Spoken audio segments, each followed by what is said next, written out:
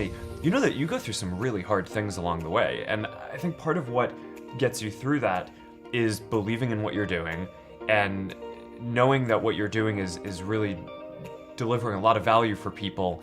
And that's, I think, how the best companies end up getting made.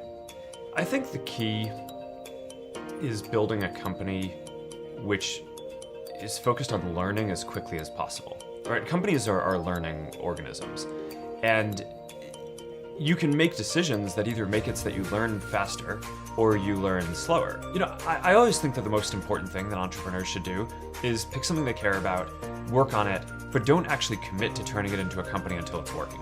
And I think that if you look at the data of like the very best companies that have gotten built, I actually think a tremendous % of them have been built that way and not from people who decided up front that they wanted to start a company, because you just get locked into some local minimum a lot of the time, a local maximum. In a world that's changing so quickly, the biggest risk you can take is not taking any risk.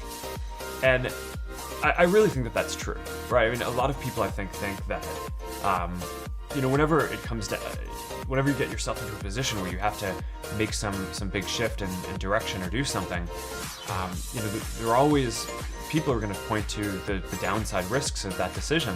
And locally, they're maybe right? I mean, if for any given decision that you're going to make, there's upside and downside. But in aggregate, if you are stagnant and you don't make those changes, then I think you're guaranteed to fail, right? And not catch up. So to some degree, I think it's really right that over time, the biggest risk that you can take is to not take any risks. You move forward and you can't, and it doesn't matter, right? I mean, you just kind of keep pushing forward and that's how it goes. How did you learn how to manage people? Well, through a lot of mistakes. I mean, I don't think anyone is like naturally good at hiring out of the box, right? It's you have to learn in each role. We probably went through multiple iterations before landing on a balance of a person that made sense. And over time, what I figured out was that the only actual way to let someone analyze whether someone was really good was if they would work for that person.